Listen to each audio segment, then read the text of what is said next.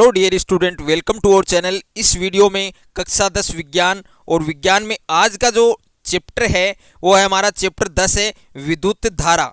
इस चैप्टर का जो फर्स्ट पार्ट है वो हम इस वीडियो के अंदर पढ़ने वाले हैं। और इससे पहले मैंने ऑलरेडी 1 से 9 तक के चैप्टर आपको कंप्लीट करा रखे हैं, उनका लिंक आपको डिस्क्रिप्शन में मिलेगा। वहां जाकर आप उन चैप्टर को भी अच्छे से पढ़ सकते हैं। और ये आपके नोट्स हैं तो इनको आप साथ साथ में लिख भी सकते हैं या आप इनको परचेज भी कर सकते हैं। अगर इस चैप्टर की बात करें तो ये चैप्टर आपके टोटल 5 मार्क्स का है, यानी बोर्ड एग्जाम के अंदर इस चैप्टर से आपके 5 मार्क्स के क्वेश्चन पूछे जाते हैं, जिसमें पहला प्रश्न आपके अति लघुतरात्मक आता है जो आपके 1 अंक का पूछा जाता है, और दूसरा प्रश्न आता है वो आपके लघुतरात्मक आता है जो आपके 4 अंक का पूछा जाता है। तो वीडियो शुरू करने से पहले आप सभी से मेरी एक रिक्वेस्ट है, यदि अभी तक आपने हमारे चैनल को सब्सक्राइब नहीं किया है तो सब्सक्राइब कर लीजिए और साथ में बेल आइकन को भी प्रेस कर लीजिए। अगर आपका मैथ, फिजिक्स, केमिस्ट्री और बायोलॉजी के किसी क्वेश्चन में डाउट है तो आपको उस क्वेश्चन का फोटो खींचकर उसको क्रॉप करके सेंड करना है। तुरंत वीडियो सॉल्यूशन के साथ आपको आपका आंसर मिल जाएगा। और आप class 6 to 12 NEET, IIT, JEE mains और एडवांस की भी तैयारी कर सकते हैं। तो अभी डिस्क्रिप्शन में जाइए और डाउटनेट के इस एप्लीकेशन को डाउनलोड कीजिए। डाउट हो तो डाउटनेट करो। आप 8400 400 400 इस नंबर पर भी आप अपने क्वेश्चन का फोटो क्रॉप करके सेंड कर सकते हैं। वहां पर भी आपको आपके क्वेश्चन का आंसर वीडियो सॉल्यूशन के साथ मिल जाएगा। तो सबसे पहले जो टॉपिक है वो है विद्युत धारा। अब विद्युत धारा की परिभाषा क्या होती है, इलेक्ट्रिक करंट की जो डेफिनेशन है वो क्या है, इसका यूनिट क्या है, इसका मात्रक क्या है और इसका सूत्र क्या है, तो उसके बारे में सबसे पहले हम डिस्कस करेंगे। तो सबसे पहले है विद्युत धारा यानी इलेक्ट्रिक करंट। तो इसकी परिभाषा क्या होती है कि किसी भी विद्युत परिपथ में किसी बिंदु से इकाई समय में गुजरने वाले आवेश की मात्रा को विद्युत धारा कहते हैं। यानी कोई भी विद्युत परिपथ है और उस परिपथ में किसी बिंदु से इकाई समय में गुजरने वाले आवेश की मात्रा क्या कहलाती है, विद्युत धारा कहलाती है। माना कि किसी बिंदु से क्यों आवेश t समय में गुजरता है तो विद्युत धारा I का मान क्या होगा, I बराबर आवेश बटे समय। अब आवेश को Q से नोट करेंगे और समय को किससे नोट करेंगे, T से। कि मान लीजिए कि कोई बिंदु है और उस बिंदु से क्यों आवेश है, क्यों चार्ज है और वो T समय के अंदर गुजरता है तो विद्युत धारा I है उसका मान क्या हो जाएगा, Q अपॉन T हो जाएगा। और विद्युत परिपथ के किसी बिंदु से T समय में N इलेक्ट्रॉन गुजरते हैं तो T समय में Ne आवेश उस बिंदु से गुजरेगा, अतः विद्युत धारा I का मान क्या होगा, Ne अपॉन T। यह आपको जरूर ध्यान रखना है। उसके बाद में है यहाँ E है वो इलेक्ट्रॉनों पर आवेश है जिसका मान कितना होता है, 1.6 गुणा 10 की पावर -19 कूलाम होता है। कि ये जो E है ये इलेक्ट्रॉन पर चार्ज है, आवेश है जिसका मान 1.6 इंटू 10 की पावर -19 कूलाम होता है। और विद्युत धारा का जो मात्रक होता है वो क्या होता है, एम्पियर होता है और जिसको A से दर्शाया जाता है। उसके बाद में है 1 एम्पियर की परिभाषा।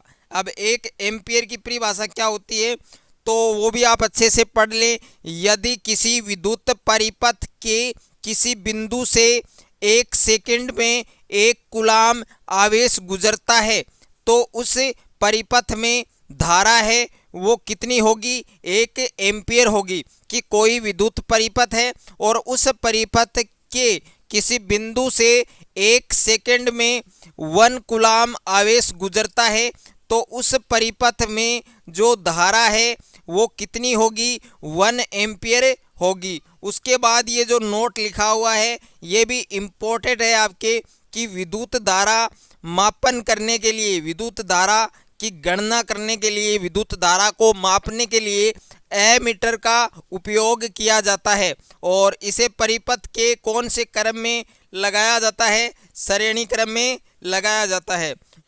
उसके बाद है विद्युत विभवांतर। यानी विद्युत विभवांतर क्या होता है कि किसी विद्युत परिपथ में एकांक धन आवेश को एक बिंदु से दूसरे बिंदु तक ले जाने में किया गया कार्य उन दो बिंदुओं के मध्य विभवांतर के बराबर होता है कि किसी विद्युत परिपथ में एकांक धन आवेश को एक बिंदु से दूसरे बिंदु तक ले जाने में किया गया कार्य उन दो बिंदुओं के मध्य क्या होता है, विभवांतर। और दो बिंदुओं के मध्य विभवांतर बराबर होता है VA माइनस VB। ओके, बराबर क्या होता है, किया गया कार्य यानी W अपॉन आवेश यानी Q, और बराबर क्या है, VA माइनस VB। ये एक बिंदु से दूसरे बिंदु तक ले जाने में किया गया कार्य ही क्या कहलाता है, विद्युत विभवांतर कहलाता है। और विद्युत जो विभवांतर होता है उसका मात्रक क्या होता है, वोल्ट होता है, और जिसको V से दर्शाया जाता है। उसके बाद है विद्युत विभव। अब विद्युत विभव की परिभाषा क्या होती है और इसका मात्रक क्या होता है। तो किसी बिंदु पर विद्युत विभव अनंत से एकांक धन आवेश को उस बिंदु तक लाने में किए गए कार्य के बराबर होता है। कि विद्युत विभव किसे कहते हैं, कि किसी बिंदु पर विद्युत विभव अनंत से एकांक धन आवेश को उस बिंदु तक लाने में किए गए कार्य के बराबर होता है।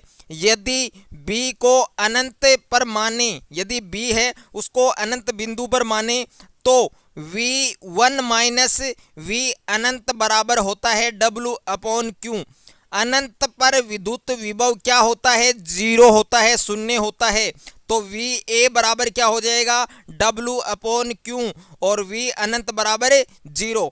और विद्युत विभव का मात्रक भी क्या होता है, वोल्ट होता है, जिसको V से दर्शाया जाता है। और जो नोट में लिखा है यह आपके वेरी इंपॉर्टेंट है। नोट में क्या लिखा है कि विद्युत विभवांतर का मापन वोल्ट मीटर द्वारा किया जाता है। तो एक बात मैंने आपको ऑलरेडी बता रखी है कि जो विद्युत धारा है उसका मापन एमीटर द्वारा किया जाता है, और विद्युत विभवांतर का जो मापन है वो किसके द्वारा किया जाता है, वोल्ट मीटर के द्वारा किया जाता है। और इसे परिपथ में समांतर क्रम में लगाते हैं। जो वोल्ट मीटर है उसको परिपथ में कौन से क्रम में जोड़ा जाता है, समांतर क्रम में, और जो एमीटर होता है उसको परिपथ में श्रेणी क्रम में जोड़ा जाता है। ये बात आपको जरूर ध्यान रखनी है। उसके बाद है ओम का नियम। अब ओम का नियम और उसका जो प्रायोगिक सत्यापन है उसके बारे में डिस्कस करेंगे। तो सबसे पहले ओम का नियम पढ़ेंगे कि ओम का नियम किसे कहते हैं।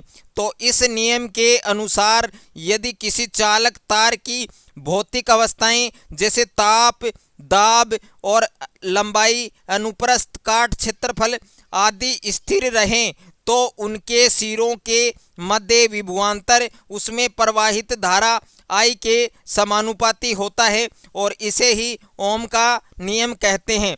इस नियम के अनुसार यदि किसी चालक तार की भौतिक अवस्थाएं जैसे ताप है, दाब है, लंबाई है, अनुप्रस्थ, काट, क्षेत्रफल है आदि स्थिर रहे तो उनके सिरों के मध्य जो विभवांतर है, जो V है, और वो प्रवाहित धारा I के समानुपाती होता है। तो इसको आप लिख सकते हैं कि V समानुपाती I, और ये जो समानुपाती का जो चिन्ह लगा हुआ है इसको हटाने के लिए एक कांस्टेंट की हमें आवश्यकता है। तो V बराबर IR, यहाँ पर कांस्टेंट क्या है, R है। यहाँ R एक स्थिरांक है जिसे चालक का प्रतिरोध कहा जाता है, और इसका मात्र क्या होता है, प्रतिरोध का मात्र क्या होता है, ओम होता है। और R बराबर V अपॉन I, यानी ये प्रतिरोध ज्ञात करने का सूत्र है, विभवांतर बटे धारा। और उसके बाद में है एक ओम की परिभाषा। एक ओम की परिभाषा क्या होती है वो भी आप अच्छे से पढ़ें। यदि चालक में 1 एम्पियर की धारा प्रवाहित करने पर उनके सिरों के मध्य 1 वोल्ट विभवांतर उत्पन्न होता है तो जो चालक का प्रतिरोध है वो क्या होगा, 1 ओम कहलाएगा। यदि कोई चालक तार है और उसमें 1 एम्पियर की धारा प्रवाहित करने पर उनके सिरों के बीच 1 वोल्ट विभवांतर उत्पन्न होता है तो चालक तार का प्रतिरोध कितना होगा, 1 ओम कहलाएगा। उसके बाद है ओम के नियम का प्रायोगिक सत्यापन। तो ओम के नियम का प्रायोगिक सत्यापन क्या था और किस जो एक ग्राफ है और ग्राफ से इसमें इन्होंने क्या स्पष्ट किया तो वो इसमें हम जानेंगे अच्छे से। तो परिपथ में एक सेल, धारा नियंत्रक, एमीटर और कुंजी को श्रेणी क्रम में जोड़ देते हैं और चालक तार को वोल्टमीटर के समांतर क्रम में जोड़ देते हैं। चालक तार में विभिन्न मान की धाराएं प्रवाहित कर एमीटर से ज्ञात कर लेते हैं।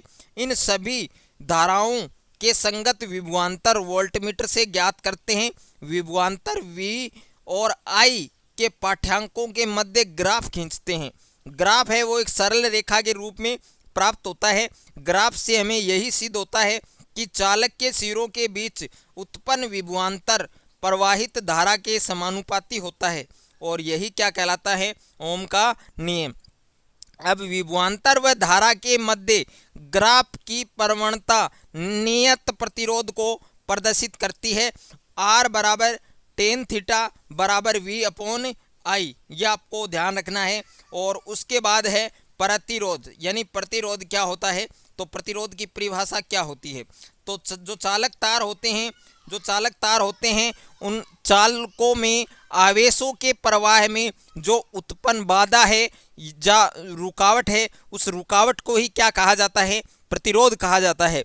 तो चालकों में आवेशों के प्रवाह में उत्पन्न बाधा ही क्या कहलाती है, प्रतिरोध कहलाती है। और प्रतिरोध है वो चालकता के व्युत्क्रमानुपाती होता है। अतः यदि किसी चालक का प्रतिरोध कम है तो उसकी चालकता क्या होगी, ज़्यादा होगी। यदि कोई चालक तार है उसका प्रतिरोध कम है तो उसकी चालकता क्या होगी, अधिक होगी। उसके बाद अगला जो टॉपिक है वो है वेरी इंपॉर्टेंट टॉपिक है, जो आपके एग्जाम में काफ़ी बार पूछा जाता है और काफ़ी बार पूछा भी जा चुका है। इस बार भी आने के 100% चांस है। प्रतिरोध की निर्भरता, यानी प्रतिरोध है वो किन किन कारकों पर निर्भर करता है। तो प्रतिरोध है वो निम्नलिखित कारकों पर निर्भर करता है, जिसमें पहला कारक क्या है, लंबाई पर, कि जो प्रतिरोध होता है वो लंबाई पर भी निर्भर करता है कि किसी चालक की लंबाई बढ़ाने पर प्रतिरोध बढ़ता है। कि कोई चालक है और उसकी लंबाई बढ़ाएंगे तो प्रतिरोध क्या होगा, बढ़ेगा। अर्थात प्रतिरोध चालक की लंबाई के समानुपाती होता है। कि जो प्रतिरोध होता है वो चालक की लंबाई के समानुपाती होता है, तो R समानुपाती L। उसके बाद दूसरा कारक क्या है कि अनुप्रस्थ काट क्षेत्रफल पर, कि जो प्रतिरोध होता है वो अनुप्रस्थ काट क्षेत्रफल पर भी निर्भर करता है। किसी चालक तार का प्रतिरोध R उसके अनुप्रस्थ काट क्षेत्रफल A के व्युत्क्रमानुपाती होता है, समीकरण 1 व समीकरण 2 से। तो R समानुपाती L/A, R समानुपाती L/A, ये समानुपाती का चिन्ह नहीं है, ये व्युत्क्रमानुपाती का चिन्ह है। और R बराबर KLA, यहाँ पर जो K है वो क्या है, एक स्थिरांक है, एक कांस्टेंट है, जिसे चालक पदार्थ का विशिष्ट प्रतिरोध या प्रतिरोधकता कहा जाता है। अब आपसे विशिष्ट प्रतिरोध या प्रतिरोधकता की परिभाषा या इसका मात्रक पूछ सकता है एग्जाम में, तो मैं आपको बता रहा हूं कि विशिष्ट प्रतिरोध या प्रतिरोधकता किसे कहते हैं।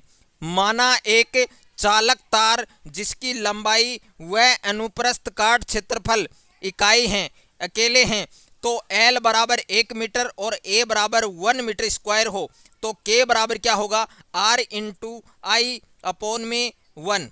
उसके बाद इसकी जो डेफिनेशन है, परिभाषा है, वो आपको ये ध्यान रखनी है कि अर्थात इकाई लंबाई व इकाई अनुप्रस्थ काट क्षेत्रफल वाले तार का प्रतिरोध ही विशिष्ट प्रतिरोध या उसकी प्रतिरोधकता कहलाती है। और इसका मात्रक क्या होता है, ओम गुणा मीटर। और प्रतिरोधकता है वो चालक की लंबाई व अनुप्रस्थ काट के क्षेत्रफल पर ही निर्भर नहीं करती, परंतु यह केवल पदार्थ पर भी निर्भर करती है। उसके बाद नेक्स्ट है आपके प्रतिरोध है वो ताप पर भी निर्भर करता है। कि प्रतिरोध की ताप पर निर्भरता, कुछ धातुएं जैसे चांदी, तांबा और सोना आदि का प्रतिरोध ताप बढ़ाने पर बढ़ता है, और कुछ मिश्र धातुएं जैसे मैग्नीन और कॉन्स्टेन का प्रतिरोध होता है वो ताप परिवर्तन के साथ बहुत कम प्रभावित होता है। अर्धचालकों जैसे सिलिकॉन और जर्मेनियम का प्रतिरोध ताप बढ़ाने पर घटता है। और उसके बाद है अतिचालक, जब धातुओं का ताप कम करने पर एक निश्चित ताप पर प्रतिरोध है वो 0 हो जाता है, शून्य हो जाता है, तब पदार्थ अतिचालक कहलाता है। तो अतिचालक की परिभाषा आपसे एग्जाम में पूछी जा सकती है। उसके बाद है प्रतिरोध की पदार्थ पर निर्भरता, यानी प्रतिरोध है वो पदार्थ पर किस प्रकार निर्भर करता है, किस प्रकार निर्भर रहता है। तो प्रतिरोध है चालक पदार्थ की प्रकृति पर निर्भर करता है। धातुओं एवं मिश्र धातुओं की प्रतिरोधकता अत्यंत कम होती है, अतः ये विद्युत की अच्छी चालक हैं। रबड़ और कांच जैसे विद्युत रोधी पदार्थों की प्रतिरोधकता 10 की पावर 12 से 10 की पावर 17 ओम मीटर होती है।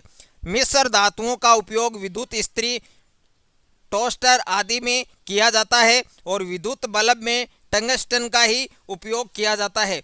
यह आपके इम्पोर्टेंट है, इम्पोर्टेंट टॉपिक है आपके, तो ये आपको ज़रूर अच्छे से तैयार करना है। और वीडियो आपको अच्छा लगे तो वीडियो को लाइक करें, दोस्तों के साथ शेयर करें। चैनल पर नए हैं तो चैनल को सब्सक्राइब कर लीजिए और साथ में बेल आइकन को प्रेस कर लीजिए। मिलते हैं नए वीडियो में, तब तक के लिए थैंक यू सो मच।